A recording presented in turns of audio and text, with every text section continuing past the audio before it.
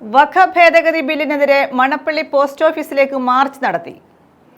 കാഞ്ഞിപ്പുഴ മേഖലാ മഹല്ല് കോർഡിനേഷൻ കമ്മിറ്റിയാണ് മാർച്ച് നടത്തിയത്.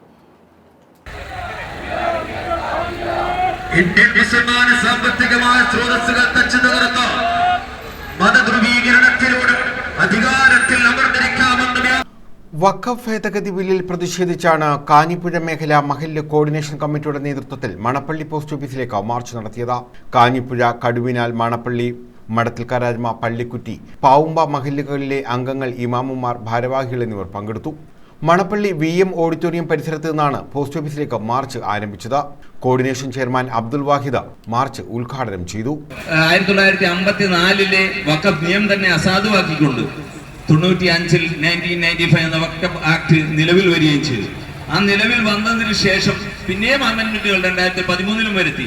പക്ഷേ ഇതെല്ലാം വരുത്തിയെങ്കിലും ഇതിനകത്ത് ഭരണപരമായി എല്ലാ കാര്യങ്ങളും വളരെ സുതാര്യമായി തന്നെ നടക്കുകയുണ്ടായി. ഈ 2013 ശേഷമാണ് ഈ നടന്നുകൊണ്ടിരിക്കുമ്പോൾ തന്നെ ഇന്ത്യയിൽ മൊത്തം 32ഓളം വഖഫ് ബോർഡുകളും അത്രയും തന്നെ വഖഫ് ട്രൈബ്യൂണലുകളും ഉണ്ട്.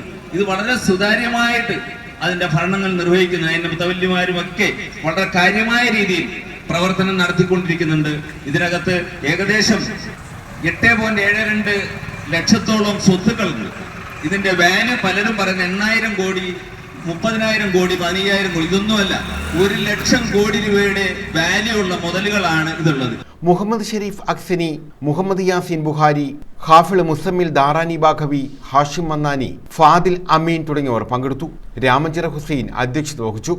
നസീർ ചീനംവിള നന്ദി പറഞ്ഞു. News bureau, Thazhava.